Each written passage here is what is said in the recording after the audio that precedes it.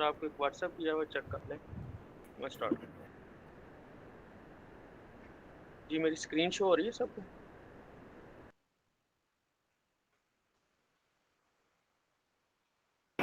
जी show हो रही है आपकी स्क्रीन। ओके। अच्छा तो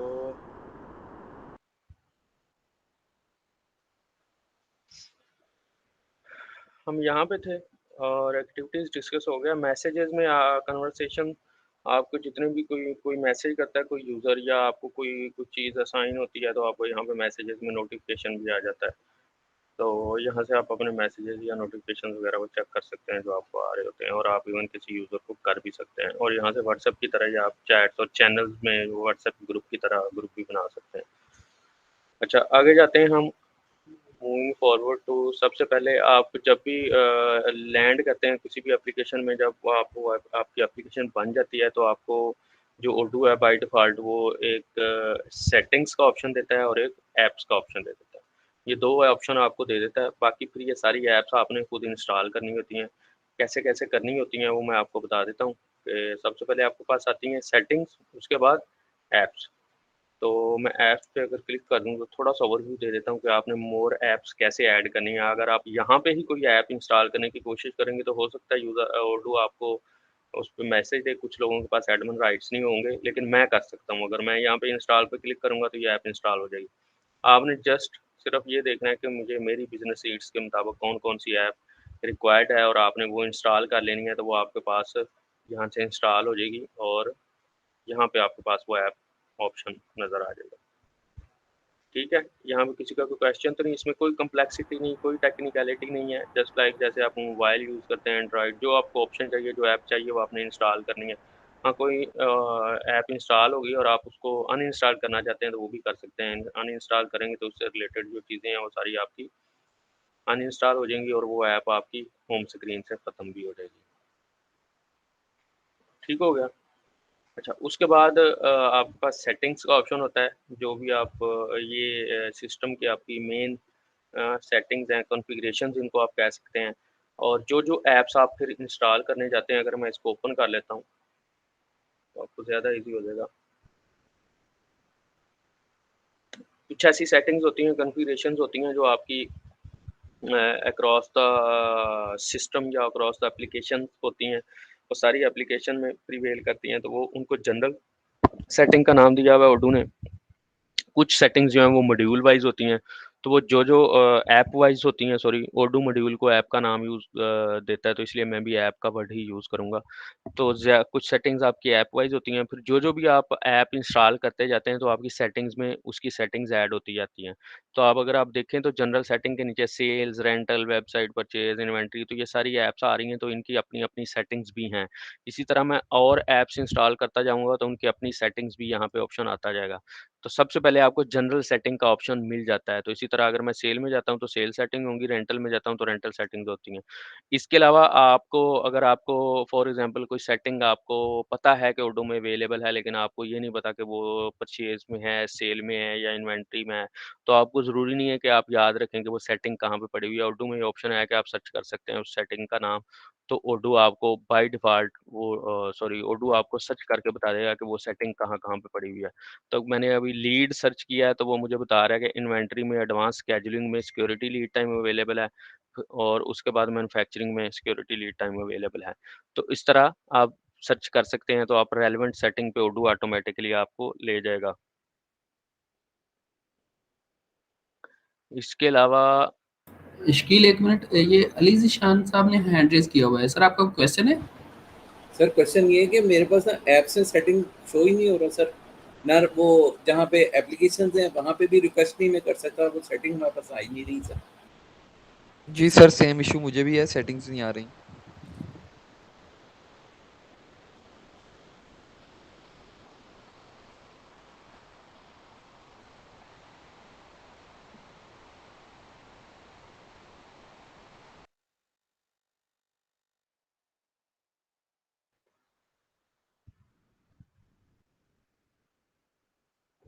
सर ऐप्स में जाके भी नहीं आ रही कि मैं वहाँ पे रिक्वेस्ट कर दूँ ना इसकी, वहाँ पे भी नहीं शो हो रहा कुछ। अच्छा, अब ये जो सेटिंग्स की ऑप्शंस होती है ना, ये होती हैं जो एडमिन यूजर्स हैं उनके पास इंस्टॉलेशन वगैरह की। आपकी अलीज़ान रिक्वेस्ट आई थी कि आपको डॉक्यूमेंट की ऐप की एक्सेस चाहिए, तो वो फिर अभी हम ये सेशन का वेट कर रहे थे कि उसमें एक्सेस दे देंगे जिस चीज़ की ज़रूरत पड़ी। ये जिसके पास ये एडमिनिस्ट्रेशन का ग्रुप होगा ना उसको वो सारी सेटिंग्स मिल जाती हैं। तो ये मैं ऐड कर दूँगा आप लोगों को, लेकिन आप लोगों ने ये ज़रूर ख़्याल रखना है चूँकि इस इंस्टेंस पे सारे अब जो रिसोर्सेज़ हैं वो सारे टेस्टिंग कर रहे हैं। तो आप कोई ऐसी सेटिंग ना चेंज करें कि जो जिससे आपकी पूरी कंपनी की सेटिंग चेंज हो जाए तो दूसरे यूज़र्स को इश्यू आए।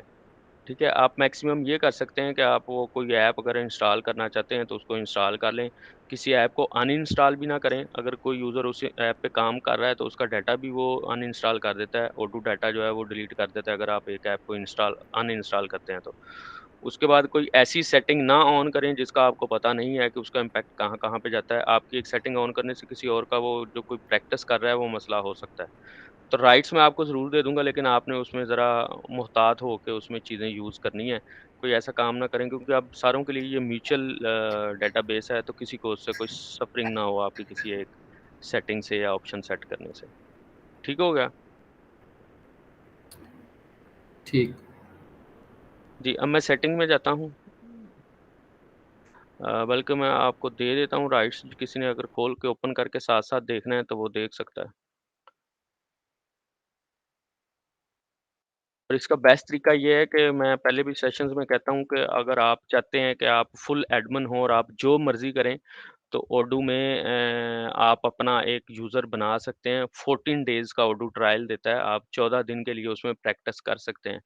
उसमें आप ही एडमिन होंगे, आप जो मर्ज़ी ऐप इंस्टॉल करें, जो मर्ज़ी अनइंस्टॉल करें, जो मर्ज़ी ऑप्शन एक्टिव करें, जो मर्ज़ी ऑप्शन इनएक्टिव करें, जो मर्ज़ी कंपनी बनाएँ। आपका उसके पास सारा कंट्रोल होगा। आपने जस्ट odoo.com वेबसाइट पे जाना है, वहाँ पे ट्रायल का ऑप्शन आ रहा होता है और जो मैंने आपको यूज़र पैकेजेज़ दिखाए थे कस्टम, स्टैंडर्ड और वन ऐप फ्री वाला, उसमें नीचे ऑप्शन आ रहा होता है बाय और ट्रायल।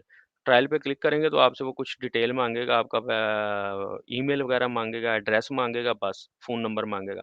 तो आपका ट्रायल यूज़र बन जाएगा जो 14 दिन के लिए एक्टिव रहेगा और आप उसपे प्रैक्टिस कर सकते हैं। और एक दफ़ा वो एक्सपायर हो जाए तो आप फिर नया बना सकते हैं। उसमें ये है कि उसमें आपके पास सारे राइट्स होंगे, आप जैसे मर्ज़ी प्ले कर सकते हैं। वो ज़रूर हर एक पर्सन बनाए। वो बनाने से आपको कुछ और भी आपके पास नॉलेज आएगा कि इंस्टेंस कैसे बनता है और ओडू में कैसे सारी चीज़ें एक्टिव इनएक्टिव होती हैं, कैसे आप एक्सेस करते हैं। तो वो ज़रूर बनाएँ हर एक।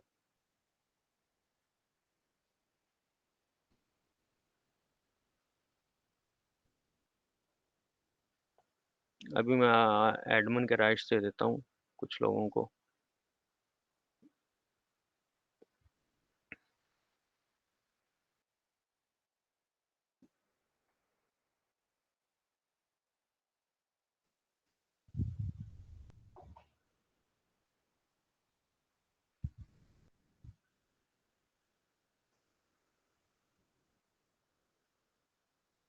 अब अगर आप रिफ्रेश करेंगे अपनी ब्राउज़र को, तो आपके पास होप सो वो चीज़ें शो हो जाएँगी सेटिंग्स वगैरह।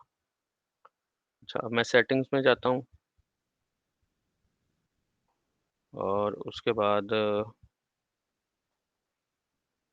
अच्छा, ये साइड में module wise setting, app wise setting आ रही हैं, ये जनरल सेटिंग्स हैं।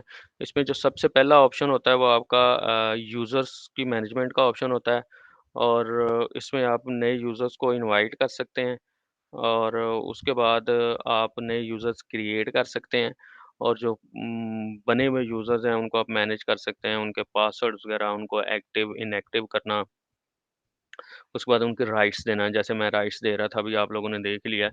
अगर आपने किसी यूज़र को इनवाइट करना है तो आपने जस्ट यहाँ पे ईमेल एड्रेस देना है और इनवाइट पे क्लिक करेंगे तो उसके पास इनविटेशन चला जाएगा और उसने एक्सेप्ट इनवाइट पे बस क्लिक करना है तो वो आपके जो एप्लीकेशन है उस पे लैंड कर जाएगा। और उसको जब आप इनवाइट करते हैं तो उसके पास डिफ़ॉल्ट राइट्स मिल जाते हैं, उसके बाद आपने राइट्स को ऊपर-नीचे करना है तो आप बाद में उसको कर सकते हैं जैसे वो एक्टिव हो जाता है। और अगर आप यहाँ पे मैनेज यूज़र्स पे क्लिक करें तो आपने जितने भी यूज़र्स को इनवाइट सेंड किया हुआ है या जितने भी यूज़र्स कनेक्टेड हैं वो आप सारे देख सकते हैं। जो कन्फर्म्ड यूज़र होते हैं वो हैं जिनको आपने इनवाइट भेजा और उसके बाद उन्होंने उस इनवाइट से लॉगिन कर लिया। नेवर कनेक्टेड का ये होता है कि आपने इनवाइट तो भेजा उस यूज़र को लेकिन उसने उसको एक्सेप्ट नहीं किया अभी तक, उसने आज तक कनेक्ट नहीं किया। तो हमारे पास भी कुछ यूज़र्स आ रहे हैं जो नेवर कनेक्टेड हैं। अच्छा, उसके बाद आप अगर किसी भी यूज़र के ऊपर क्लिक करते हैं, तो उसमें आपको यूज़र की डिटेल्स ओपन होंगी, आप देख सकते हैं उसको कितने ग्रुप्स की एक्सेस है। हर एक ग्रुप में अगर मैं इस पे क्लिक करूँगा, अभी आपने देखा ही है कि मैंने कुछ को एडमिन के ग्रुप में डाला है और इसी तरह कुछ को इन्वेंटरी और परचेज़ और अकाउंटिंग के ग्रुप्स में डाला था। हर एक ग्रुप में आगे फिर एक्सेस राइट्स हैं और रिकॉर्ड रूल्स हैं। तो जो-जो ग्रुप आप देते जाएँगे उसको फिर उसके एक्सेस राइट्स और रिकॉर्ड रूल्स बढ़ते जाएँगे। एक्सेस राइट्स ये बेसिकली एक्सेस है कि वो कहाँ-कहाँ तक एक्सेस कर सकता है और रिकॉर्ड रूल्स व उस उनके ऊपर कुछ कंडीशंस हैं। अगर आप कुछ स्क्रीन्स पे या कुछ डेटाज़ पे आपको एक्सेस तो मिल जाती है, लेकिन उसके साथ आप कुछ कंडीशंस मैनेज करना चाहते हैं कि उसको एक्सेस कितनी एक्सेस हो, वो एडिट कर सके, वो डिलीट कर सके या उसके बाद अगर वो फलाँ अमाउंट अच्छे से ऊपर जाता है तो उसको सिस्टम रोक दे। तो ये बेसिकली कंडीशनल राइट्स हैं, कंडीशनल रिस्ट्रिक्शंस हैं। तो साथ-साथ वो भी फिर उसे असाइन होती हैं एक्सेस राइट्स के साथ-साथ। तो आपने बेसिकली ग्रुप्स मैनेज करने होते हैं, हर एक ग्रुप में एक्सेस राइट्स और रिकॉर्ड रूल्स ऑटोमैटिकली मैनेज होते हैं। और अगर आप इनको थोड़ा और डिटेल में जाएँ तो आप अपने ग्रुप बना सकते हैं और उसमें एक्सेस राइट्स इवन ऐड कर सकते हैं। तो फिर आप अपने ग्रुप असाइन भी कर सकते हैं लोगों को। उसके बाद अगर मैं नीचे जाता हूँ तो आपने कंपनीज़ देनी होती हैं यूज़र को कि यूज़र को कौन-सी कंपनी अलाउ होगी। बाय डिफ़ॉल्ट अगर आप यूज़र बनाते हैं तो आपकी मल्टी कंपनीज़ हैं। तो जो सबसे पहली कंपनी होती है वो उसको असाइन हो जाती है और आप उसको डिफ़ॉल्ट कंपनी भी सेट कर सकते हैं कि जब ये यूज़र लॉगिन हुआ करे तो इसकी डिफ़ॉल्ट कंपनी कौन-सी होगी। ये आप एक ही सेट कर सकते हैं। अलाउड कंपनीज़ आप मल्टीपल सेट कर सकते हैं कि इसको किस-किस कंपनी के राइट्स होंगे। उसके बाद यूज़र टाइप है, इंटरनल यूज़र है, पोर्टल यूज़र है, पब्लिक यूज़र है। इंटरनल यूज़र आप यूज़र्स हैं जो हमारी कंपनी के यूज़र होते हैं, ऑर्गेनाइज़ेशन यूज़र होते हैं। पोर्टल यूज़र आपके कॉन्टैक्ट्स हैं, वेंडर्स हैं, कस्टमर्स हैं जो आपके पोर्टल पे आके तो फिर अपनी वो अपने डॉक्यूमेंट्स भी एक्सेस कर सकते हैं जिनमें वो कॉन्टैक्ट है। जिस भी डॉक्यूमेंट में वो कॉन्टैक्ट है, वो डॉक्यूमेंट वो एक्सेस कर सकते हैं फिर। उसके बाद सॉरी पब्लिक यूज़र वो है जो आपके वेबसाइट के यूज़र्स होते हैं। अगर आपने ई-कॉमर्स प्लेटफ़ॉर्म या वेबसाइट बनाया हुआ है और उसके ऊपर आप साइन अप का ऑप्शन देते हैं, तो कोई भी यूज़र आपका साइन अप करके अपना वहाँ पे लॉगिन भी बना सकता है और वो उसका साइन इन हो जाएगा और वो पब्लिक यूज़र होता है। वो फिर जब भी आपकी वेबसाइट पे आता है, तो वो एज़ अ पब्लिक यूज़र उस पे काम कर रहा होता है और आपका पब्लिक यूज़र जो है वो पोर्टल यूज़र भी हो सकता है अगर वो आपका कॉन्टैक्ट बन गया है तो। उसके बाद नीचे आपकी ऐप्स के राइट्स हैं, जितनी भी ऐप्स आप इंस्टॉल करते जाते हैं, उनके राइट्स यहाँ पे आते जाते हैं, जो आप डिफ़ॉल्ट यहाँ से मैनेज कर सकते हैं। जैसे सेल्स की ऐप है, तो उसमें आपने उस राइट्स देने हैं, जो यूज़र को एडमिनिस्ट्रेटर बनाना है, यूज़र बनाना है और यूज़र में भी फिर आगे 2 टाइप्स हैं कि वो ऑल डॉक्यूमेंट्स देख सके उस ऐप में या सिर्फ़ अपने डॉक्यूमेंट्स देख सके। तो ये यहाँ से आप फ्रंट एंड से ही मैनेज कर सकते हैं कि फॉर एग्ज़ाम्पल अगर एक ए यूज़र है, तो उसको मैं सेल के राइट्स तो दे रहा हूँ, लेकिन जब वो सेल की ऐप में जाए तो सिर्फ़ अपने ही डॉक्यूमेंट्स देख सके, जिन डॉक्यूमेंट्स को उसने क्रिएट किया हुआ है।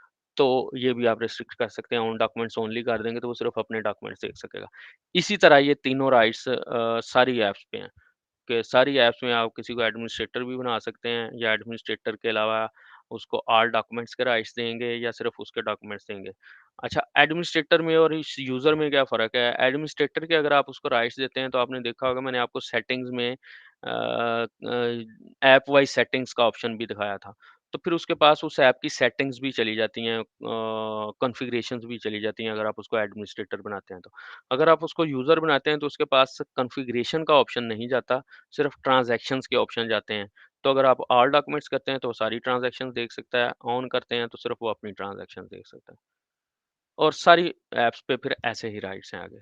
तो सारों को एक्सप्लेन करने की मुझे ज़रूरत नहीं है, सारों पे ये सेम राइट्स हैं।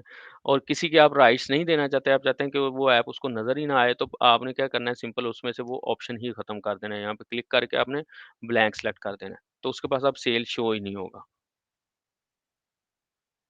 अच्छा, उसके बाद इन ऐप्स के राइट्स के अलावा नीचे कुछ एक्सेप्शनल राइट्स हैं, जिनको टेक्निकल के नाम से उर्दू प्लेस करता है और ये आप चेक ऑन ऑफ कर सकते हैं। अब आप किसी को कॉन्टैक्ट के राइट देना चाहते हैं कि वो एडिट कर सके, पार्टनर के राइट्स फॉर एग्ज़ाम्पल एक सेल का यूज़र है लेकिन आप उसको उसके साथ कॉन्टैक्ट एडिट के राइट्स भी देना चाहते हैं, कस्टमर या वेंडर एडिट के राइट्स या क्रिएशन के राइट्स, तो वो आप यहाँ से ये नीचे उसने टेक्निकल में अलहदा चेक बॉक्स दिया हुआ है, उसको देंगे तो उसको वो राइट्स मिल जाएँगे। इसी तरह अगर आप देखें तो और भी कई राइट्स जैसे एनालिटिक अकाउंटिंग है, तो इसके राइट्स अगर आप किसी को स्पेशल देना चाहते हैं तो वो दे सकते हैं। कंपैरिज़न प्राइस ये एक ऑप्शन होता है, तो ये आप देंगे तो उसको वो राइट्स अवेलेबल हो जाएँगे। डिस्काउंट ऑन लाइन्स, लाइन्स के ऊपर डिस्काउंट डालने का option. Display serial and lot number on invoices, invoices के ऊपर लॉट और सीरियल नंबर शो होना चाहिए, तो ये चेक ऑन करेंगे तो ये उस यूज़र के लिए ऑन हो जाएगा। तो ये कुछ टेक्निकल या कुछ आप समझ लें कि एक्सेप्शनल राइट्स हैं जो यहाँ से आप चेक ऑन करके भी उस यूज़र को दे सकते हैं। जी, किसी का कोई क्वेश्चन हो यहाँ तक? उसके बाद मल्टी करेंसी का भी राइट्स हैं कि ये यूज़र मल्टी करेंसी सेलेक्ट कर सकता है कि नहीं कर सकता, और मल्टी कंपनीज़ के भी राइट्स हैं, वो ऑब्वियसली ऊपर आप राइट्स दे दें तो उसको मल्टी कंपनीज़ भी मिल जाती हैं। अच्छा, किसी भी आप डॉक्यूमेंट के ऊपर जाएँ तो आपको प्रिंट का ऑप्शन भी नज़र आएगा, उसको प्रिंट करेंगे तो उस डॉक्यूमेंट का प्रिंट आ जाएगा। एक्शन पे क्लिक करेंगे तो उसमें कुछ ऑप्शंस आ रहे होते हैं, जैसे ये यूज़र है, तो इसमें आर्काइव का ऑप्शन आ रहा। आर्काइव का मतलब ओडू इनएक्टिव को आर्काइव कहता है, तो अगर आपने किसी डॉक्यूमेंट को या किसी भी यूज़र को या कोई भी एंट्री है उसको इनएक्टिव करना है तो आर्काइव कर दें। डुप्लिकेट करना है तो उसको डुप्लिकेट करें, मतलब मीन टू से आपने सेम ट्रांज़ैक्शन क्रिएट करनी है। मैंने एक और यूज़र बनाना है तो मैं इसको डुप्लिकेट करके उसका नाम चेंज करके, चीज़ें चेंज करके उसको सेव कर दूँगा। डिलीट भी आप कर सकते हैं, लेकिन ऑटो डिलीट उसी सूरत में अलाउ करता है जब आपका जो डॉक्यूमेंट है वो ड्राफ्ट स्टेटस पे हो और उससे रिलेटेड आगे कोई डॉक्यूमेंट ना क्रिएट हुआ हो या वो किसी और डॉक्यूमेंट से रिलेटेड ना हो। तो अगर मैं टेक्निकल लैंग्वेज में कहूँ तो ये किसी में प्राइमरी की या फॉरेन की का रिलेशन ना हो। फॉर एग्ज़ाम्पल अगर आपके इस यूज़र ये जो यूज़र है आपका, ये आगे कहीं यूज़ हो चुका हुआ है, किसी डॉक्यूमेंट्स में पड़ा हुआ है, सेव हो चुका हुआ है, तो ये आपको डिलीट नहीं करने देगा क्योंकि इसका रेफ़रेंस कहीं और चला गया हुआ है। तो इस तरह अगर आपका यूज़र अभी अभी आपने बनाया ही है और अभी आपने कुछ नहीं किया इस पे, तो आप इसे डिलीट भी कर सकते हैं। चेंज पासवर्ड कर सकता हूँ, इसके बाद असाइन टास्क कर सकता हूँ, इस यूज़र को कुछ टास्क असाइन करने हैं, तो मैं यहाँ से कर सकता हूँ। अच्छा, disable two factor authentication, Odoo two factor authentication भी देता है। टू फैक्टर ऑथेंटिकेशन क्या होती है कि आपके लॉगिन के अलावा एक एक आपका पासवर्ड ऑथेंटिफिकेशन है और एक और ऑथेंटिकेशन आप एक्टिव कर सकते हैं। उसमें आजकल जो चल रहा है वो ये होता है कि आपको आप ऑथेंटिकेटर ऐप इंस्टॉल करते हैं, माइक्रोसॉफ्ट, गूगल या और थर्ड पार्टी ऐप्स भी अवेलेबल हैं। तो आपने वो आपने आपने जब आप टू फैक्टर ऑथेंटिकेशन ऑन करेंगे तो आपने वो यहाँ पे देना है कि मैं किस ऐप से इसको ऑथेंटिकेट करवाना चाह रहा हूँ। तो फिर आप जैसे ही अपना पासवर्ड डालेंगे तो आपको अपने मोबाइल के ऊपर भी एक कोड आएगा उस ऐप के अंदर जो आपने ऑथेंटिकेटर ऐप की हुई है। तो अगर माइक्रोसॉफ्ट की ऑथेंटिकेटर ऐप की हुई है तो उसमें आपको एक कोड आएगा, वो आपने कोड भी डालना है इसमें ओडू में, तो फिर आप लॉगिन कर सकते हैं। तो जहाँ पे आपका जो आपकी एप्लीकेशन है या आपकी ऑर्गेनाइज़ेशन है उसका डाटा क्रिटिकल है तो आप टू फैक्टर ऑथेंटिकेशन भी ऑन कर सकते हैं। कि कोई यूज़र किसी दूसरे का लॉगिन ना कर सके, जैसे अगर कोई बैंक यूज़ कर रहा है ओडू को तो वो टू फैक्टर ऑथेंटिकेशन भी यूज़ कर सकता है। तो मेरे मोबाइल पे वो जो कोड आएगा वो मैं डालूँगा तो ही मैं लॉगिन कर सकता हूँ उस ऐप में जो कोड आएगा। पासवर्ड रीसेट इंस्ट्रक्शंस मैं भेज सकता हूँ। अगर मैं कोई यूज़र है वो अपना पासवर्ड और इवन लॉगिन नेम भी भूल गया है या वो पासवर्ड रीसेट नहीं कर पा रहा, तो मैं यहाँ पे क्लिक करके उसको पासवर्ड रीसेट की भेज सकता हूँ डिटेल्स। यूज़र्स की हो गई, आपकी यूज़र्स मैनेजमेंट की मैंने आपको बता दिया है। बहुत सिंपल है और ये इतनी आसान चीज़ें हैं उर्दू की कि आप एक दफ़ा करेंगे प्रैक्टिस तो आपको ये हो जाएँगी शो। लैंग्वेजेज़ में आप उर्दू में लैंग्वेजेज़ को मैनेज कर सकते हैं। आप अपने सिस्टम में कितनी लैंग्वेजेज़ को एक्टिव करना चाहते हैं, जो यूज़ हो सकती हैं, वो आप कर सकते हैं। इसमें अप्रॉक्सिमेटली सारी लैंग्वेजेज़ आ रही होती हैं और आप अपने इस सिस्टम के लिए एक्टिव इनएक्टिव कर सकते हैं और अगर आप करेंगे, तो उसके बाद आपका जो ये जो उर्दू का लेआउट है, ये भी चेंज हो जाएगा। अभी फॉर एग्ज़ाम्पल इसके लिए इंग्लिश एक्टिव है, तो इंग्लिश में शो करा रहा है, मैं इसको फ्रेंच में या किसी और लैंग्वेज में करना चाहूँ तो कर सकता हूँ, इसको सारा चेंज कर देगा और इवन इसमें ये भी ऑप्शन है कि अगर आप इसकी यूज़र वाइज़ लैंग्वेजेज़ भी कर सकते हैं। फॉर एग्ज़ाम्पल मेरा एक यूज़र जो है वो इटली में बैठ के इसको यूज़ कर रहा है या चाइना में बैठ के कर रहा है, तो मैं चाहता हूँ उसके लिए ये चाइनीज़ हो जाए, तो मैं यहाँ पे चाइनीज़ लैंग्वेज को भी एक्टिव करूँगा और यूज़र पे जाके मैं उसकी लैंग्वेज सेट कर सकता हूँ कि ये जो यूज़र है, ये चाइनीज़ में होगा। तो वो जब वो लॉगिन किया करेगा, तो उसके लिए सॉफ्टवेयर जो है वो चाइनीज़ में होगा। अच्छा, उसके बाद कंपनीज़ हैं, कंपनीज़ आप ओडू में जितनी मर्ज़ी ओपन कर सकते हैं। अगर आपका कस्टम मॉडल आपने लिया हुआ है और अगर आपने सैस मॉडल लिया हुआ है, उसमें एक ही कंपनी ले सकते हैं। आप कंपनीज़ ओपन करते हैं, बाय डिफ़ॉल्ट जैसे ही आप अपना ओडू इंस्टेंस बनाते हैं, तो कुछ चीज़ें ओडू ऑटोमैटिकली सेट कर देता है, क्योंकि आप को उसमें परेशानी ना हो सेट करने में कि आप चला ही ना सकें, तो डिफ़ॉल्ट एंट्रीज़ कुछ ओडू फेंक देता है। ये ओडू की एक बहुत समझ लें कि एडवांटेज है या उसकी एक फ़ीचर है कि बहुत सारे इसके फॉर्म्स के ऊपर इवन सेटिंग्स में जहाँ पे यूज़र पहली दफ़ा जाता है तो उसको पता ही नहीं होता कि मैंने सेटिंग क्या करनी है, तो ओडू ने वहाँ पे डिफ़ॉल्ट सेटिंग्स भी रखी होती हैं। कि डिफ़ॉल्ट वो कर देता है, उसके बाद अगर आपने कोई चेंज करना है तो करें। डिफ़ॉल्ट वो इसलिए कर देता है कि आप सॉफ्टवेयर को रन कर सकें, आप चला सकें, आप कहीं पे आपको कोई एरर ना आए, आपको कोई मसला ना आए। तो बाय डिफ़ॉल्ट आपको ओडू जो है वो कंपनी आपकी बना देता है। और जब आप अपना इंस्टेंस बना रहे होते हैं तो उससे देख के वो अपनी कंपनी बना देता है, क्योंकि वो इंस्टेंस में आपको पूछता है कि आप किस लिए इसको यूज़ करेंगे, आपकी कंपनी नेम क्या है, उसी से वो आपकी कंपनी नेम भी बना देता है। तो बाद में आप जाके उसको चेंज भी कर सकते हैं, इवन मल्टी कंपनीज़ भी कर सकते हैं, कंपनी की इन्फॉर्मेशन अपडेट करने के लिए अपडेट इन्फो कर सकते हैं। नई कंपनीज़ खोलने और के लिए यहाँ पे मैनेज कंपनीज़ पे क्लिक करें, न्यू पे क्लिक करें और आप नई कंपनी ऐड कर सकते हैं, जैसे ये कुछ लोगों ने खोली हुई हैं। और इसी तरह आप अपनी कंपनी का पार्टनर भी बना सकते हैं, पार्टनर मतलब कॉन्टैक्ट भी बना सकते हैं। ये यूज़ होता है इंटर कंपनी ट्रांज़ैक्शंस के लिए। अगर आपकी मल्टी कंपनीज़ हैं, तो आप इनकी आपस में सेल्स परचेज़ेज़ भी कर सकते हैं, तो फिर आपको अपनी कंपनी का पार्टनर भी खोलना पड़ेगा और कंपनी के साथ वो अटैच होगा। तो अगर किसी कंपनी की इन्फॉर्मेशन अपडेट करनी है, तो वो आप यहाँ से उसकी इन्फॉर्मेशन भी अपडेट कर सकते हैं, उसकी लोगो वगैरह, उसकी वेबसाइट, मोबाइल, फ़ोन और इवन उसका वेबसाइट यहाँ पे मेंशन कर सकते हैं कि उसकी वेबसाइट क्या है, उसके ट्विटर, फ़ेसबुक, गिटहब ये सारे अकाउंट्स भी यहाँ पे डिटेल भी दे सकते हैं आप उस कंपनी की और उसकी टैक्सेशन डिटेल्स भी दे सकते हैं। उसके बाद उस कंपनी का लोगो भी अपडेट कर सकते हैं। कंपनी फ़ेविकॉन भी अपडेट कर सकते हैं। जब भी आप किसी सिस्टम में लॉगिन करते हैं, तो कोई भी वेबसाइट आप ओपन करें, तो उसके लिंक के साथ एक छोटा-सा आइकन आ रहा होता है, वेबसाइट लिंक के साथ। तो ये वो कंपनी फ़ेविकॉन लिंक है। यहाँ पे आप जब भी आप खोलेंगे, तो आपको ओडू का लिंक आ रहा होगा, आप चेंज करके यहाँ वहाँ पे अपनी कंपनी का लगा सकते हैं।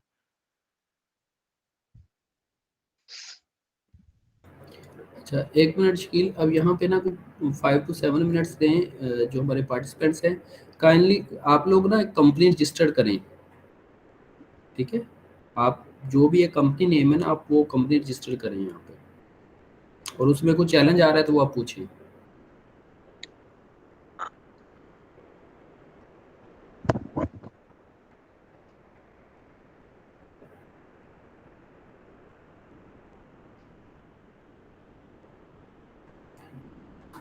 आप कर रहे हैं प्रैक्टिस?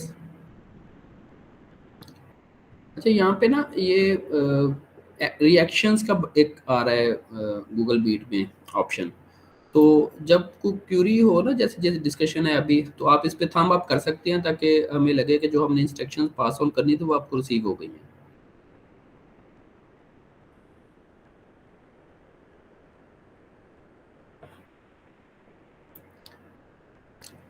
आप लोग अभी कंपनी रजिस्टर कर रहे हैं, हम वेट करें?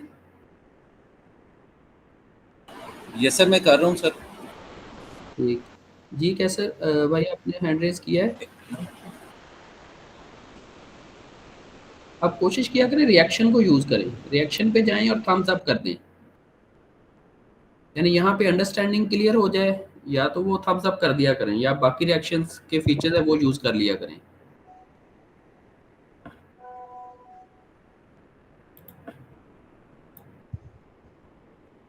सेटिंग्स में आपने जाना है, सेटिंग्स में कंपनीज़ में जाके आपने मैनेज कंपनीज़ में जाएँगे तो न्यू का ऑप्शन आ रहा है, न्यू पे क्लिक करके आप नई कंपनी रजिस्टर कर सकते हैं। और जहाँ पे आपको चैलेंज आ रहा है आप पूछें। बहुत ईज़ी है कंपनी रजिस्ट्रेशन, क्योंकि ये पहला स्टेप है सिस्टम की कॉन्फ़िगरेशन में।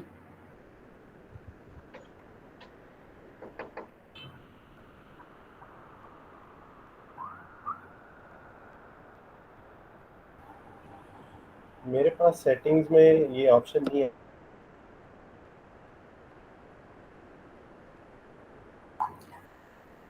जी सर सेटिंग्स में तो ऐसा कुछ भी नहीं आ रहा। सिर्फ हमारे ईमेल एड्रेसेस शो हो रहे हैं। शकील क्यूरी है आप जी, वो बताएँ? कि वो कह रहे हैं कि हमें सेटिंग में कंपनी की ऑप्शन ही नज़र आ रही।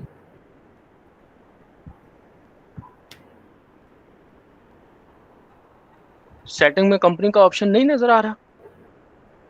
इसको अभी नहीं सर, किसी सेटिंग्स यूज़र में ना सिर्फ सबकी ईमेल्स शो हो रही हैं, ऑल 28 पार्टिसिपेंट्स की ना, और आप सर्च बार शो हो रहा है और न्यू का ऑप्शन शो हो रहा है। सर्च बार शो हो रहा है न्यू का। आप जिसको आपकी कोई स्क्रीन शेयर कर सकता है? जी दे राइट्स में कर देता हूँ। आप कर सकते हैं इश्कील, आप अपनी स्क्रीन को स्टॉप कर लें। जी, जी।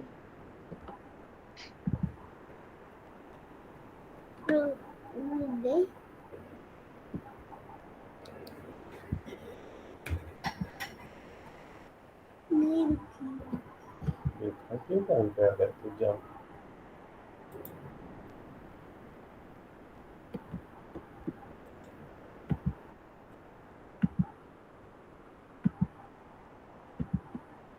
जी देखिए आपको नजर आ रही है स्क्रीन? ये शो हो रही है। ये जी नजर सर, आता आपकी है। स्क्रीन आ गई है। ये देखें, ये हम सेटिंग्स में गए तो यही आ रहा है, यूजर्स ही आ रहे हैं बस। मेरा ख्याल है बाकियों को भी ऐसे ही नजर आ रहा होगा अपने अपने में। जी सर, बिल्कुल आई थिंक ये न्यू सेम ऐसी है। ऑप्शन। ये यूजर के साथ ना ऑप्शन का क्लिक करेंगे ना, 1 मिनट ऊपर जाइएगा सर, ये आपके पास ऑप्शन आ जी रहा है, यूजर एंड कंपनी, इसके ऊपर क्लिक करें। ये ओके ये ठीक है।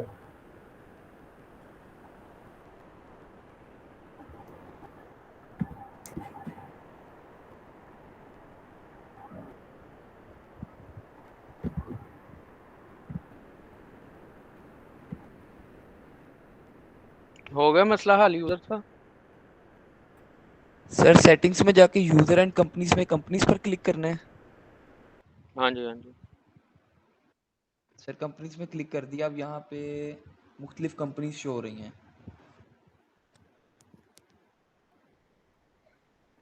शाहिद एंड को है, मोहम्मद खलील एंड को है, आपके ऐसे पास सबके ऐड नेम्स का आ रहे ऑप्शन हैं। नहीं आ रहा न्यू ऐड करने का? सर न्यू का भी ऑप्शन आ गया है यहाँ पर। तो आप न्यू करके न्यू जी कंपनी सर, आ ऐड गया, करेंगे। थैंक यू, ठीक हो गया।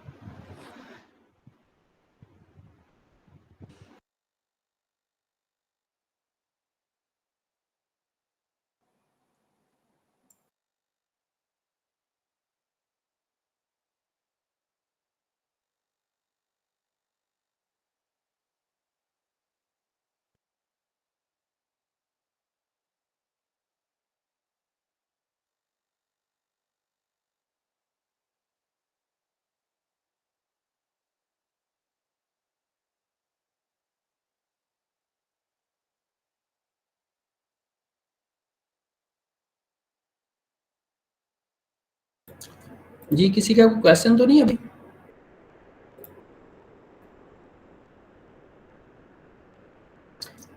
अभी जो कंपनीज रजिस्टर हुई हैं उसमें इशफा एंटरप्राइजेस हैं, शाहिद एंड को है, एमएफ प्राइवेट लिमिटेड है, जलील एंड को, जोनिया पीवीटी, एक्सवाईजी को, फ्रेंड्स एंड को।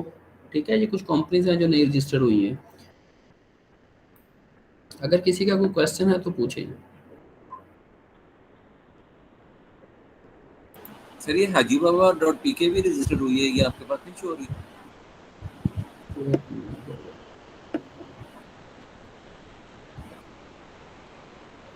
मोहसिन एंड को आई है, हाजी बाबा जी अभी आई ऐड हो गया। ठीक है, चलें ग्रेट। ये स्टील आप कंटिन्यू करें प्लीज। नेक्स्ट स्टेज पे आ जाएं। जी।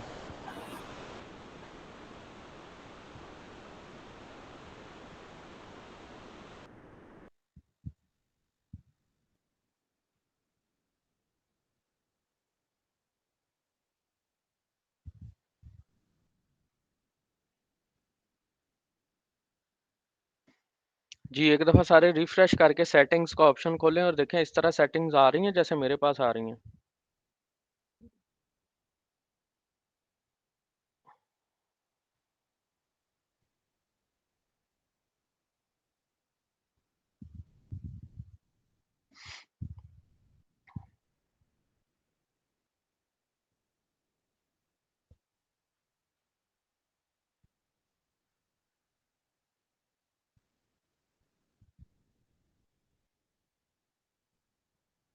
जी सर आ रही हैं। ऐसे ही हो गई हैं जैसे मेरे पास ओपन है? जी सर बिल्कुल सेम टू सेम। अच्छा, अगर कोई ऐसा यूज़र कोई ऐसा पार्टिसिपेंट है जिसके पास यूज़र नहीं है तो बता सकता है? मैं उसको इनवाइट भेज देता हूँ। मोइन, अच्छा। अस्सलाम वालेकुम शकील साहब। वालेकुम सलाम। ज़ुबैर नहीं है तुम्हारे पास? नहीं। मुझे अपना ईमेल एड्रेस सर बताओ। मेरे पास भी नहीं है। शकील साहब आप ज़ुबैर बताए पहले। इनबॉक्स कर दूं या अभी यहीं पे ऑनलाइन बता दूं? हाँ बता दो, मैं यहाँ पे टाइप कर देता हूँ। MZUBAIR_Hassan@yahoo.com। Underscore Hassan at yahoo.com। yahoo.com। सही है। मैं रिफ्रेश करता हूँ। मैंने आपको इनवाइट भेजा, आप उस पर एक्सेप्ट इनवाइट करेंगे तो आपका यूज़र बन जाएगा और आप बना लें। मैं उसके बाद राइट्स दे देता हूँ। दूसरा और कोई बोला था? जी सर। बताएं email address. Sheikh Usman SHEIKH। आपका बना तो हुआ है यार, आपने अभी राइट्स लिए हैं मुझसे। एक मिनट में चेक करता हूँ। 1 मिनट होल्ड करें, मैं आपको बताता हूँ आपके यूज़र की डिटेल्स। जी बना हुआ है इसका। दूसरों को पता है उस्मान, आपको खुद नहीं पता है। मोहम्मद उस्मान, शेख उस्मान 1508@gmail.com। और आपने कनेक्ट भी किया है इसको, और आपने इसको आज भी कनेक्ट किया है ठीक हो गया 12:40 सर, पे। मैं देखता हूँ। ठीक है सर, मैं देखता हूँ। अगर अगर कोई मसला आ रहा है चेक कर लें, नहीं हो रहा लॉगिन तो मैं करवा देता हूँ, लेकिन चेक कर लें बना हुआ यूज़र। ठीक है।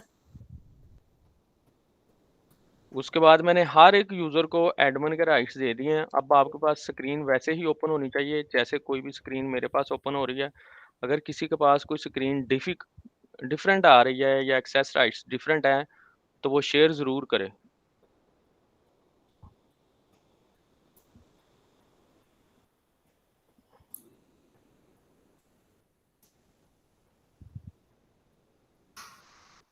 तो अगर आपने किसी भी यूज़र को एडमिन बनाना है तो ये आप लोगों के लिए लर्निंग भी है कि एक तो आपने उसे एडमिनिस्ट्रेशन एक्सेस राइट्स देने हैं के ग्रुप में डाल देना है, और दूसरा उसे एडमिनिस्ट्रेशन सेटिंग के ग्रुप में डाल देना है। यही 2 चीज़ें हैं जो एडमिनिस्ट्रेशन के पास एक्स्ट्रा होती हैं।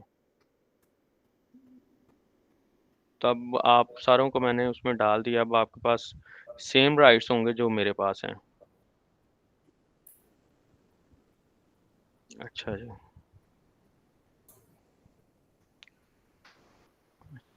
अच्छा, बैक टू टॉपिक, हम सेटिंग्स में थे। सबसे पहले मैंने बताया कि आप यूज़र कैसे बनाते हैं, राइट्स कैसे उसके मैनेज कर सकते हैं। उसके बाद लैंग्वेजेस आप सेट कर सकते हैं ओडू में, कौन सी लैंग्वेज आपने यूज़ करनी है। इवन यूज़र वाइज भी लैंग्वेजेस सेट कर सकते हैं। उसके बाद कंपनी ओडू में आपने कैसे ओपन करनी है, आप लोगों ने एक-एक बनाई है। और इसके अलावा आप अपनी कंपनी के लिए ओडू में आप ईमेल टेम्पलेट्स कुछ डिफ़ाइन कर सकते हैं।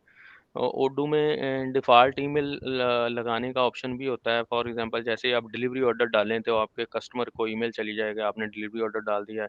इसी तरह जब आप ऑर्डर कंफ़र्म करें तो आप उसको ईमेल भेज सकते हैं कि आपका ऑर्डर कंफ़र्म हो गया है। इसी तरह कुछ और भी स्टेप्स हैं जहाँ पे आप ईमेल्स यूज़ कर सकते हैं। तो कुछ ऐसी जगह हैं जहाँ पे बाय डिफ़ॉल्ट ईमेल नहीं होती, लेकिन आप खुद भेज सकते हैं ओडू में ईमेल कॉन्फ़िगर हुई होती है। तो आप वहाँ पे ईमेल टेम्पलेट्स डिफ़ाइन कर सकते हैं ओडू में कि जब आपको हर दफ़ा ईमेल लिखनी ना पड़े हाथ से, तो आप वो टेम्पलेट सेलेक्ट करें तो आपकी बनी बनाया जो टेम्पलेट है वो लोड हो जाएगा और आप जस्ट सेंड पे क्लिक करें। तो वो टेम्पलेट्स आप यहाँ पे डिफ़ाइन कर सकते हैं ओडू में कि वो आपके क्या-क्या टेम्पलेट होंगे, और इवन आप टेम्पलेट्स को अपडेट कर सकते हैं। और आप हेडर और बटन्स के कलर्स जो हैं अपनी कंपनी में वो भी आप यहाँ से आप मैनेज कर सकते हैं, उनके कलर्स वगैरह, और उनका समझ लें कि थीम्स थोड़े बहुत आप चेंज कर सकते हैं। इसी तरह आपके जो ओडू में डॉक्यूमेंट्स हैं, फॉर एग्ज़ाम्पल आपके जो कुछ प्रिंट्स होते हैं, उनके आप यहाँ पे आके जो लेआउट्स हैं वो आप चेंज कर सकते हैं। और फॉर एग्जांपल इनवॉइस का अगर आपका कोई एक प्रिंट है तो आप उसको सिलेक्ट करके उसके लेआउट्स में चेंज कर सकते हैं। चेंज उसमें आप क्या कर सकते हैं, अगर मैं कोई आपको ओपन करके दिखा देता हूँ कि आप कितनी चेंजेस कर सकते हैं। उसे ऑल टुगेदर आप चेंज नहीं कर सकते, लेकिन ये है कि थोड़ा बहुत चेंजेस उसमें आप कर सकते हैं अपनी कंपनी के हिसाब से।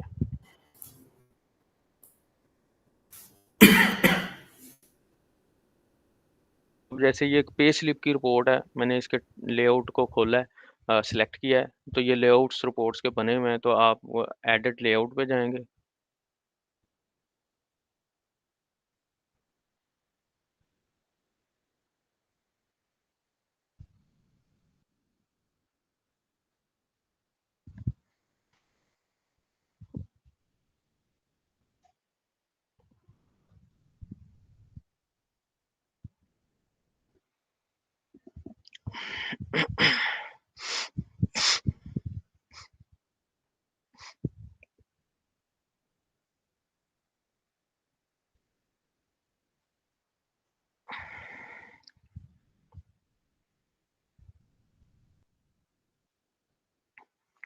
सॉरी, एडिट लेआउट में तो टेक्निकल है, कॉन्फ़िगर लेआउट पे जाना था आपने।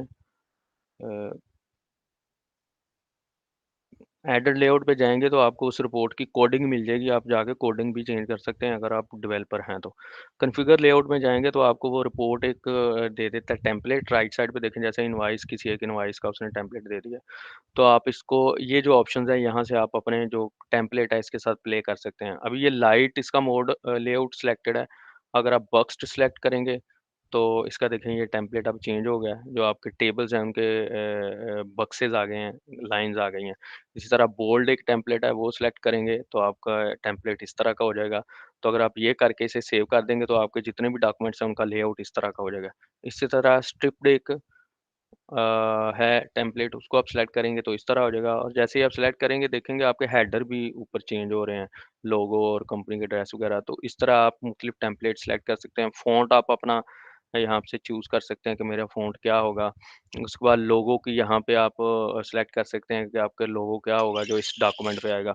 तो आप ये भी कर सकते हैं कि आपकी कंपनी का और हो लोगो, तो आप यहाँ पे कोई डॉक्यूमेंट पे कोई और लोगो लगाना चाहते हैं तो लगा सकते हैं। कलर्स यहाँ से सेट कर सकते हैं। जो बैकग्राउंड है वो आप यहाँ से सिलेक्ट कर सकते हैं कि वो एक ब्लैंक है, जियोमेट्रिक है और कस्टम है। तो कस्टम भी कर सकते हैं और थोड़ा बहुत इसमें कलरिंग कर सकते हैं। जियोमेट्रिक करेंगे तो पीछे शेड्स वगैरह आ जाएँगे इस तरह। तो ये एक इसमें ऑप्शंस आप कर सकते हैं। उसके बाद कंपनी की डिटेल्स हैं कि इसमें जो कंपनी आ रही है उसकी क्या डिटेल्स होंगी। जैसे ये देखें कंपनी आ रही है जो यहाँ पे सिलेक्टेड है। तो यहाँ पे आप डिटेल्स डाल सकते हैं कि यहाँ पे क्या आना चाहिए। हेडर और फूटर सेट कर सकते हैं। तो ये यहाँ ऐसे आप अपने डॉक्यूमेंट का लेआउट भी सेट कर सकते हैं इसमें। उसके बाद इंटर कंपनी ट्रांज़ैक्शन का ऑप्शन है। ये कंपनी वाइज़ है, अगर आपकी मल्टी कंपनीज़ हैं तो अगर आप इसे ऑन करते हैं तो आपको फिर इंटर कंपनी ट्रांज़ैक्शंस का ऑप्शन सिस्टम दे देता है। तो अगर आप इसे ऑन करेंगे तो उसके बाद आपको इंटर कंपनी ट्रांज़ैक्शंस का ऑप्शन आएगा। तो अगर आप इसे ऑन करते हैं तो उसके बाद आपको वो ये भी ऑप्शन देता है कि आपने जो इंटर कंपनी की ट्रांज़ैक्शन है वो किस तरह की करनी है। तो उसमें ये ऑप्शन होता है कि आप जैसे ही एक कंपनी में सेल ऑर्डर डालें तो दूसरी में वो परचेज़ ऑर्डर डल जाए, या एक कंपनी में इनवॉइस डालें तो दूसरी में एक कंपनी में सेल इनवॉइस डालें तो दूसरी में परचेज़ इनवॉइस डालें। या आप दोनों की चाहते हैं इंटर कंपनी कॉन्फ़िगरेशन, कि सेल ऑर्डर भी डलें, परचेज़ ऑर्डर भी डलें, इनवॉइसेज़ भी डलें। तो ये दोनों, ये मॉडल होता है आपकी इंटर कंपनी ट्रांज़ैक्शन का, तो ये मॉडल भी आपने बाद में सेलेक्ट करना होता है। उसके बाद आप अपने unit of measure, default unit of measure select कर सकते हैं अपनी कंपनी का, कि आपकी कंपनी का डिफ़ॉल्ट यूनिट ऑफ मेजर क्या है। आपकी कंपनी की जो यूनिट्स हैं या आपकी कंपनी के कोई प्रोडक्ट्स हैं, उनका डिफ़ॉल्ट क्या यूनिट ऑफ मेजर है। तो आप यहाँ से सेलेक्ट कर सकते हैं किलोग्राम्स या पाउंड्स।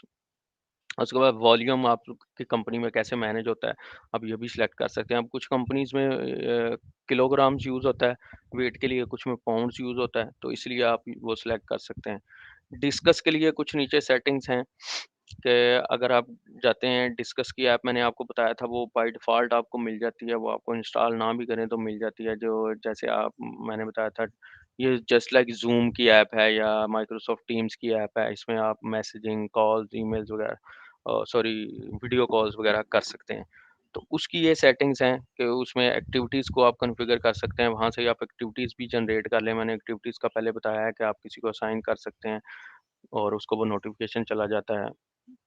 उसके बाद आप डिस्कस में अपनी ईमेल्स को कॉन्फ़िगर कर सकते हैं और इसके बाद कुछ ये नीचे अकाउंट्स हैं, ट्विलियो अकाउंट और ट्विलियो अकाउंट ये ट्विलियो एक ऐप है, उसके साथ अगर आपने इंटीग्रेशन करनी है तो उसके लिए उसने टोकन आईडी वगैरह ये चीज़ें दी हुई हैं, डिस्कस के साथ आप इंटीग्रेट कर सकते हैं।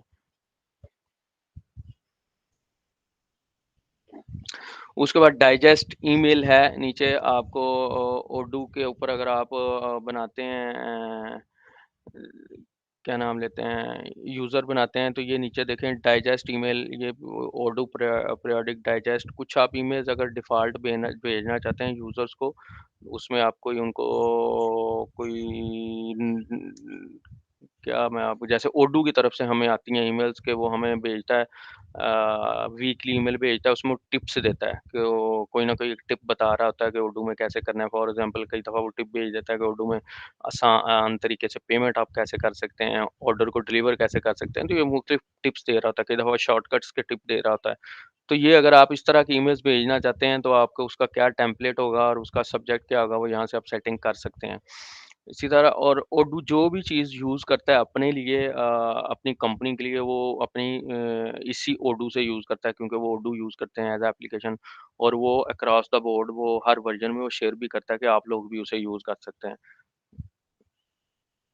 उसके बाद कॉन्टैक्ट्स की सेटिंग है कॉन्टैक्ट्स का जो आपका मॉड्यूल है उसकी सेटिंग्स हैं। उसमें आप send SMS, partner auto complete send SMS का ये है कि आपके जो कॉन्टैक्ट्स हैं उनको एसएमएस जाएगा, इसके लिए आपको ब क्रेडिट्स बाय करने पड़ते हैं ओडू के साथ, तो वो आपको एसएमएस का ऑप्शन दे देता है। पार्टनर ऑटो कंप्लीट का ये है कि ओडू के पास एक अपनी भी डेटाबेस है जिसमें उसने पूरी दुनिया की जो कंपनीज़ हैं उनका डाटा रखा हुआ है जो नाउन्ड कंपनीज़ हैं। तो अगर आप किसी ऐसे कंपनी का डाटा डाल रहे हैं जिसका डाटा उनके पास है तो आप सिर्फ़ उसका नाम डालेंगे तो ओडू ऑटोमेटिकली उसकी डिटेल्स जो है वो फ़िल कर देगा। तो ये आपको जो है इसके लिए बाय क्रेडिट्स करने पड़ते हैं। क्रेडिट्स आप बाय करेंगे ओडू से तो वो आपको इस ऑटो कंप्लीट का ऑप्शन दे देगा और जो ओडू की अपनी डेटाबेस है जिसमें पूरी कंपनीज़ की डिटेल है, फिर वो आप उसको यूज़ कर सकते हैं। उसके बाद परमिशंस हैं आप जो देना चाहते हैं यूज़र्स को तो वो आप यहाँ से कंट्रोल कर सकते हैं। डिफ़ॉल्ट परमिशंस हैं कि वो पासवर्ड रीसेट वगैरह कर सके, ना कर सके और वो डेवलपर की एपीआईज़ को मैनेज कर सके, इंपोर्ट एक्सपोर्ट कर सके कि ना डाटा जो इंपोर्ट एक्सपोर्ट करते हैं। ये आप यूज़र्स की परमिशंस जो हैं वो सेट कर एप्लीकेशन वाइज़ सेट कर सकते हैं कि इस एप्लीकेशन में इंपोर्ट एक्सपोर्ट यूज़र को अलाउ होगा कि नहीं होगा। अगर आप यहाँ से बंद कर दें तो आपका इंपोर्ट एक्सपोर्ट बंद हो जाएगा उस एप्लीकेशन में। और उसके बाद मोबाइल के लिए पुश नोटिफ़िकेशंस का ऑप्शन है आपकी जो एंड्रॉयड है उसके ऊपर आपको नोटिफ़िकेशंस आएँ या ना आएँ या आपके पास एप्पल है, तो अगर आपने ऐप इंस्टॉल की हुई है तो उसमें आपको नोटिफ़िकेशन अगर आपने यहाँ से ऑफ़ किया हुआ है तो आपको नोटिफ़िकेशन नहीं आएँगे, मतलब यहाँ से आप नोटिफ़िकेशंस भी ऑफ़ कर सकते हैं। उसके बाद इंटीग्रेशंस का ओडू में ऑप्शन है, इंटीग्रेशन ओडू में आप किसी के साथ भी कर सकते हैं, ओडू की आप किसी और दूसरी एप्लीकेशन के साथ इंटीग्रेशन कर सकते हैं। लेकिन कुछ इंटीग्रेशंस ऐसी हैं जो ओडू ने बाय डिफ़ॉल्ट दी हुई हैं कि मतलब आपको उसके लिए इंटीग्रेशन करने की ज़रूरत नहीं है, आप सिर्फ़ यहाँ से आके उसका चेक ऑन करें, तो ओडू ऑटोमैटिकली उसके साथ इंटीग्रेट हो जाएगा। और चेक ऑन करने के बाद आपने उसके साथ इंटीग्रेट करने के लिए आपने ये करना है कि उसकी क्योंकि अब जैसे गूगल कैलेंडर है, तो इसको आप चेक ऑन करेंगे तो आप किसके साथ इंटीग्रेट करने के लिए आपको फिर अपना जो गूगल कैलेंडर है उसकी डिटेल्स वगैरह देनी पड़ेंगी, तो आप इसके साथ कर सकते हैं इंटीग्रेट। तो ये कुछ ऐसी चीज़ें हैं जिनके साथ जैसे मेल प्लगइन है, गूगल कैलेंडर है, आउटलुक कैलेंडर है, गूगल इमेजेस है, जियो लोकेशन है, तो इनके साथ आप कर सकते हैं और रिकैप्चा के साथ भी आप कर सकते हैं इंटीग्रेशन अपनी। तो इंटीग्रेशन अवेलेबल हैं, सिर्फ़ आपने रिकैप्चा पे जो आपका लॉगिन है, आप उस पे जाएँगे तो आपको साइट की और सीक्रेट की वहाँ से मिल जाएँगी। वो आपने वहाँ से लेके यहाँ पुट करनी है, तो आपकी जो इंटीग्रेशन है वो हो जाएगी। उसके बाद कुछ चीज़ें ज़्यादा टेक्निकल होती हैं, मैं उनको इग्नोर करूँगा, जो फंक्शनल रिलेटेड चीज़ें हैं, उनको मैं बताऊँगा। डेवलपर टूल्स नीचे आप डेवलपर मोड के साथ लॉगिन करना चाहते हैं अगर, तो कर सकते हैं। उसमें ये होता है कि कुछ ऐसी फीचर्स भी आ जाती हैं जो फंक्शनल यूज़र के पास नहीं होती हैं। तो अगर आप यहाँ से, अभी मैंने डेवलपर मोड एक्टिव किया हुआ है, तो आप डीएक्टिवेट करके या एक्टिवेट करके लॉगिन करेंगे तो फिर आपके पास, अभी मैंने एक्टिव करके लॉगिन किया है तो देखें यहाँ पे मेरे पास टेक्निकल, गेमिफिकेशन टूल्स और ट्रांसलेशन, ये कुछ ऐसे ऑप्शंस आ रहे हैं जो आपके पास नहीं आ रहे होंगे क्योंकि आप डेवलपर मोड के साथ एक्टिव नहीं है। तो कुछ टेक्निकल चीज़ें भी आपके पास आ जाती हैं जो डेवलपर से रिलेटेड हैं, लेकिन वो फ्रंट एंड पे अवेलेबल हैं, तो वो फिर डेवलपर मोड से आपको शो होती हैं। इस तरह अगर आप चाहते हैं कि आपके पास जो एप्लीकेशन है इसमें डेमो डाटा आ जाए, कुछ एंट्रीज पहले ही डली हों, कुछ सेटिंग्स पहले ही हुई हों डेमो, तो आप लोड डेमो डाटा भी कर सकते हैं इस एप्लीकेशन। यहाँ पे क्लिक करेंगे तो आपका लोड डेमो डाटा कर देगा सिस्टम। कुछ डेमोज डाटा इसमें अवेलेबल हो जाएंगे, उसको देख के फिर आप अपनी ट्रांजैक्शन कर सकते हैं या लर्निंग कर सकते हैं। जिस जनरल सेटिंग्स से रिलेटेड किसी का कोई क्वेश्चन हो? अच्छा, ये डेमो डाटा के ऊपर मैं आप लोगों को सजेस्ट करना चाहूँगा कि अगर आप लोग अपने प्रैक्टिस सिस्टम क्रिएट करते हैं, जैसे आपको बताया था कि आप ट्रायल यूज़र के लिए ट्रायल सिस्टम क्रिएट करते हैं, तो आप लोग डेवलपर मोड को एक्टिवेट करके लोड डाटा की जो ऑप्शन है इसको यूज़ करें, स्पेशली जब सिस्टम फ्रेश होता है, कि क्योंकि जब सिस्टम में डाटा हो ना तो आपको उसके ऊपर प्रैक्टिस करना आसान हो जाता है। मगर अगर आप किसी क्लाइंट के लिए सिस्टम बना रहे हो और वो क्लाइंट के लिए सिस्टम आपने रेडी करके उस पे ऑलरेडी कुछ ट्रांजैक्शंस वगैरह कर दी हैं या कॉन्फ़िगरेशंस कर दी हैं, तो ऐसी सूरत में आपने इस लोड डाटा के ऑप्शन को यूज़ नहीं करना, क्योंकि ऐसी सूरत में जो आपने पहले वर्क किया होगा ये उसको रिप्लेस कर देगा न्यू अपडेशंस के साथ। जी, किसी का कोई क्वेश्चन है तो प्लीज़ पूछें। सर इसमें मैंने अपने यूज़र प्रोफाइल में देखा है कंपनी में ये लोड डेमो डाटा का ऑप्शन नहीं आ रहा। क्योंकि आप डेवलपर मोड से लॉगिन नहीं है ना। आप पहले डेवलपर मोड ऑन करें। लेकिन इसमें लोड डेमो डाटा करना ना यार, इसमें करना देना, वो अपने में आप कीजिएगा। नहीं, मैं अपने में जो हमने अभी कंपनी अभी नई बनाई है ना, उसके लिए नहीं, यानी कि इस डेटाबेस में नहीं करना, इस डेटाबेस में नहीं। आपने जब अपना एक ट्रायल यूजर बनाओगे ना अलहदा से, जिसमें डेटाबेस भी सेपरेट होगी। ठीक है। आप लोगों को बताया ना कि आप odoo.com पे जाएं, सारे इस ट्रेनिंग के बाद आप जाइएगा, उसमें जाके इवन अभी ब्रेक आएगी तो उसमें भी आप जाके बना सकते हैं। आप स्क्रीन दिखा दें, स्क्रीन दिखा दें वो, क्योंकि अभी वैसे भी ब्रेक होने वाली है। सर मेरा ख्याल है अभी ट्रेनिंग में ना बताएं, ये ना होगा आपकी बाकी कंपनियां हिल जाए। नहीं, यहाँ पे नहीं, आप वो स्क्रीन दिखा दो जहाँ से वो अपने लिए ट्रायल बना सकते हैं यूजर ना। जी मैं दिखा रहा हूँ। क्योंकि डेटाबेस आप बेसिकली जिस लेवल पे अब आपको एडमिनिस्ट्रेशन राइट्स दे दिए ना, तो आप बहुत सारी चेंजेस कर सकते हैं, इसलिए एडमिनिस्ट्रेशन राइट्स नॉर्मली नहीं दिए जाते। मगर अच्छा, आपका स्क्रीन शो हो रही है? नहीं, हाँ अब हो रही है। ये odoo.com की स्क्रीन है, odoo.com, www.odoo.com, ये उनकी वेबसाइट है odoo की। अच्छा, इस पे आपने जाना है, आपने अपना ट्रायल यूज़र बनाने के लिए बताने लगा हूँ कि आप अपना, जैसे ये मेरी डेटाबेस आ रही है आप भी अपनी बना सकते हैं जाके, ठीक है।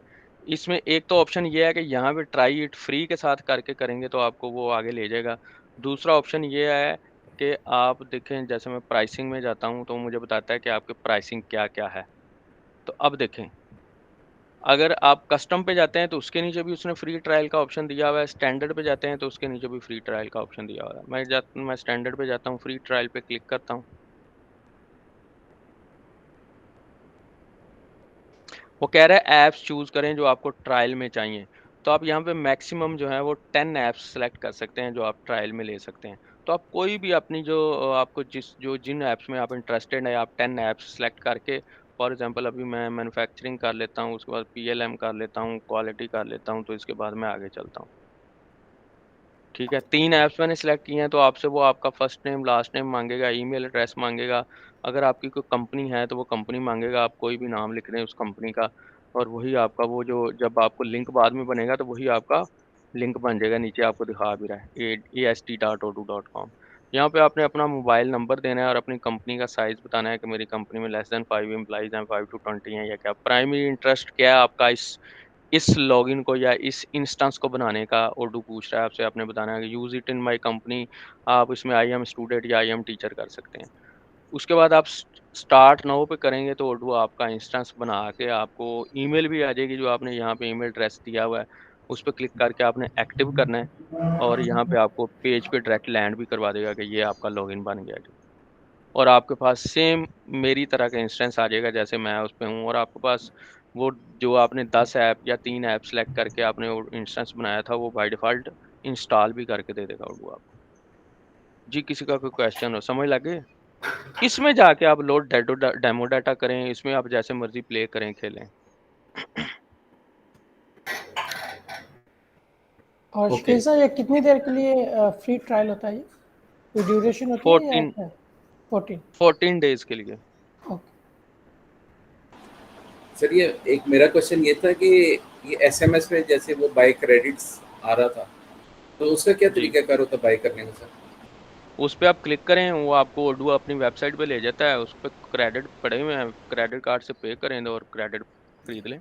अच्छा इसके ना सॉरी शकील, इसके ना इसके अलावा भी मेथड्स हैं। ये एक तो ये ऑडो ऑप्शन दे रहा है ना, कुछ आपको फॉर एग्जांपल आप जो हमारी मोबाइल टेलीकॉम्स हैं आप इनकी एपीआईज ले सकते हैं, उनको यहाँ पे इंटीग्रेट कर सकते हैं। मतलब आपने यूफोन की एपीआई ले ली, आप यहाँ पे उसको इंटीग्रेट कर लेंगे तो आप यूफोन के थ्रू एसएमएस भिजवा रहे होंगे, वो आपके लिए ज़्यादा कॉस्ट इफेक्टिव रहेगा। ठीक है, इसी तरह ईमेल्स अगर आप बल्क में भिजवाना चाहते हैं तो इस तरह के बहुत सारे जो थर्ड पार्टी सॉल्यूशंस हैं वो मिल जाते हैं। कल मैं देख रहा था कि बेसिकली इनके जो सीईओ ने अपडेट दी थी अपनी सोशल मीडिया के ऊपर कि वो इसके अलावा व्हाट्सएप के साथ भी जो इनकी इंटीग्रेशन है ना उसको भी वो कर रहे हैं कि वो इनपुट आउटपुट यानी दोनों पर्पसेस के लिए व्हाट्सएप को भी इंटीग्रेट कर रहे हैं इसके साथ। तो इस तरह के मल्टीपल जो फीचर्स हैं वो अगेन कम्युनिकेशन को फास्ट करने के लिए हैं। ठीक है, एक ऑप्शन जो जहाँ पे उसने ओडो ने दिया हुआ है क्रेडिट्स का, दूसरा ऑप्शन है कि आप रेलिवेंट जो सर्विस प्रोवाइडर है उसकी एपीआई लें, उसको इंटीग्रेट कर लें। ठीक है Ali Zeeshan, okay sir, thank you. Welcome. और किसी का कोई क्वेश्चन है? तब देखें ये मैं बाय क्रेडिट्स पे अगर क्लिक करता हूँ तो ओडू मुझे उनकी अपनी वेबसाइट है वहाँ पे ले जाता है, आप वहाँ पे बाय क्रेडिट कर सकते हैं। तो 10 यूरो के वो 10 क्रेडिट्स दे रहा है, 100 यूरो के 100 क्रेडिट्स, तो इस तरह डिफरेंट उनके पैकेजेस हैं। अच्छा इसमें अब हमारा ब्रेक का टाइम हो गया है, उसको ब्रेक पे जाने से पहले क्विक ओवरव्यू ले लें।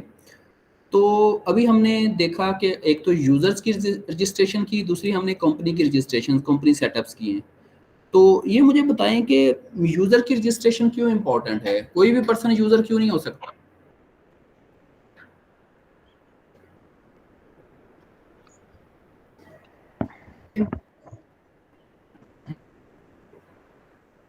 मोइन आपने अभी होल्ड करना है।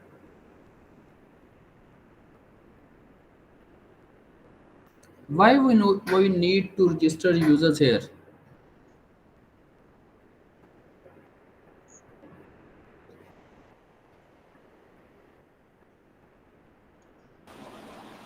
सर यूज़र रजिस्ट्रेशन के लिए ये है कि बेसिकली हर यूज़र की जो ना ऑथेंटिकेशन करनी होती है कि कोई एडमिनिस्ट्रेटर है, कोई मतलब उसको जो राइट्स दिए होते हैं उसके मुताबिक रोल डिफाइन किए होते हैं जिस तरीके से हर ऑर्गेनाइजेशन में, इसलिए यूज़र के जो ना डिफाइन करना ज़रूरी होता है सर। उसके राइट्स और एलोकेशन उसको के वर्क एलोकेशन वगैरह उसमें दी जाती हैं, उसकी एप्स दी जाती हैं उसके कि किसने कितना काम कर रहे हैं। मैनेजर की लेवल का लेवल की अलहदा होगी सर, चीफ एग्जीक्यूटिव के लेवल की अलहदा होगी और अकाउंटेंट की लेवल की अलहदा होगी, और कंसर्न यूज़र को कंसर्न राइट्स ही दिए जाएंगे, इसलिए इसकी इंपॉर्टेंस है।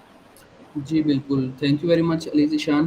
सबसे पहले तो याद रखें कि ये जो आपकी बेसिकली ईआरपी में आपकी जो ऑर्गेनाइजेशन है ना, ये बिल्कुल रेप्लिका है जो आपकी फिजिकल ऑर्गेनाइजेशन है, फिजिकल बिजनेस है उसका। ठीक है, जैसे वहाँ पे डिफरेंट पर्सन्स डिफरेंट रोल में प्ले कर रहे होते हैं, ठीक है, उनके पास डिफरेंट रिस्पॉन्सिबिलिटीज होती हैं। इन सेम वे आपको इस ईआरपी में भी यही करना होता है कि वो कौन से यूजर्स हैं, उनको क्या रोल देने हैं, क्या उनको ऑथेंटिकेशन देनी है, उनकी एक्सेस राइट्स रिस्पॉन्सिबिलिटीज आपने कंट्रोल करनी है, ताकि हर कोई पर्सन अपनी रिस्पॉन्सिबिलिटीज के अगेंस्ट अकाउंटेबल हो सके। फॉर एग्जांपल अब आपने एक ट्रांजैक्शन की अप्रूवल के राइट्स मल्टीपल लोगों को दे दिए और आप लॉग्स मेंटेन नहीं कर रहे, तो ऐसी सूरत में क्या होगा? आप कल अकाउंटेबिलिटी नहीं ना कर सकते कि ये काम किसने किया है। ठीक है, अब कुछ ऐसे हैं मसलन फॉर एग्जांपल अब जैसे ये सब्सक्रिप्शन मॉडल पे लोग एक यूजर बाई करके मल्टीपल लोगों को दे देते हैं यूजर्स के लिए। अब वहां पे भी ये होता है कि ये इस तरह के थोड़े से जो अकाउंटेबिलिटी के चैलेंजेस आते हैं।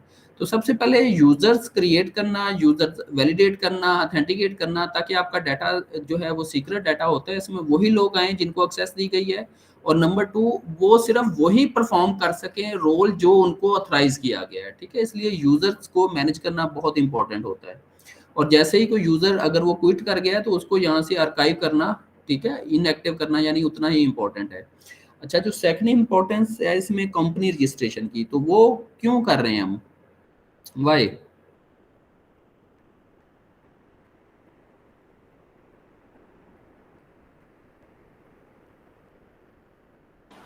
सर कंपनी रजिस्ट्रेशन इसलिए है कि जिस तरीके से कि कंपनी जो है वर्चुअल बिजनेस हम यहाँ पे क्रिएट कर रहे हैं ना, इसमें जो हमारा प्रैक्टिकल बिजनेस चल रहा है उसको हम वर्चुअली ट्रांसफॉर्म कर रहे हैं और डिफरेंट ऐप्स को यूज़ करके हम ऐप्स के ज़रिए जो है अपने बिजनेस को रन कर रहे हैं। सेल्स का, इन्वेंट्री का, अकाउंटिंग का, ई कॉमर्स का, वेबसाइट, हर जो सेगमेंट है उसको हम डिफाइन कर रहे हैं। एक बिजनेस से रिलेटेड जितनी भी एक्टिविटीज़ फिजिकल होती हैं हम उसको ट्रांसफॉर्म कर रहे हैं वर्चुअली। ये बेसिकली कंपनीज का है।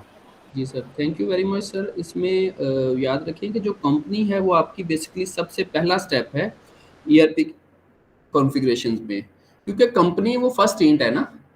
अब इसमें आगे क्या होना है वो हम इस स्टेप से गुजर के जाएंगे वहाँ पे, ठीक है। जैसे हम मल्टी कंपनीज ओपन करते हैं तो याद रखिए हर कंपनी एक यूनिक अपनी आइडेंटिटी रखती है, तो हम इसी कंपनी से फिर उनकी जो सेपरेट ट्रांजैक्शंस है उसको भी मैनेज कर रहे होते हैं।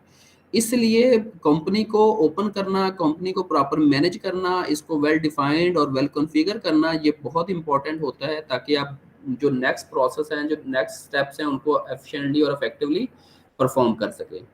अच्छा, लास्ट क्वेश्चन है इंटर कंपनी से रिलेटेड, इंटर कंपनी ट्रांजैक्शन से रिलेटेड। आपने यहाँ पे देखा कि उसने डिफरेंट मॉडल दिए हुए थे, तो इसमें कौन ऐड करेगा कि ये हमें कैसे हेल्प आउट कर सकता है इंटर कंपनी ट्रांजैक्शन में?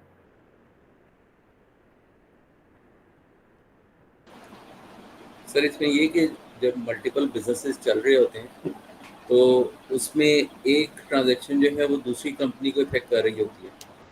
तो इसमें जब हम एक ट्रांजैक्शन डालेंगे, फॉर एग्जाम्पल सेल ऑर्डर डालेंगे एक कंपनी में, तो वो परचेज होगी दूसरी कंपनी की, तो ऑटोमेटिकली डुप्लीकेशन जो है ना वो नहीं होती है। सिंगल एंट्री के अंदर जो है ना दोनों कंपनियों पे इफेक्ट चला जाता है उसका। बेसिक पर्पस उसका ये है।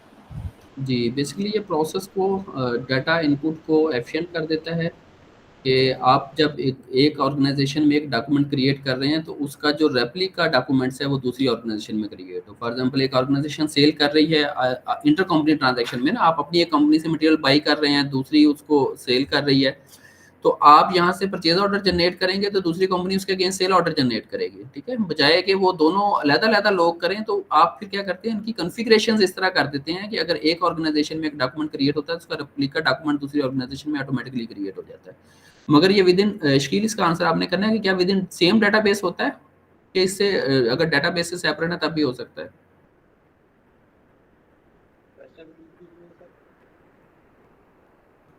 सॉरी, आवाज़ नहीं आ रही आपकी।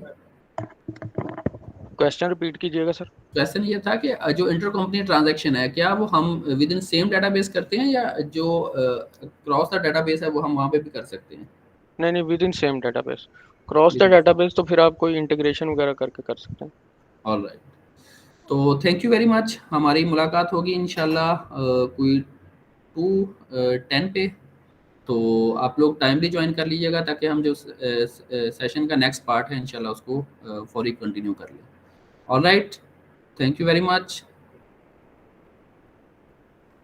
जी।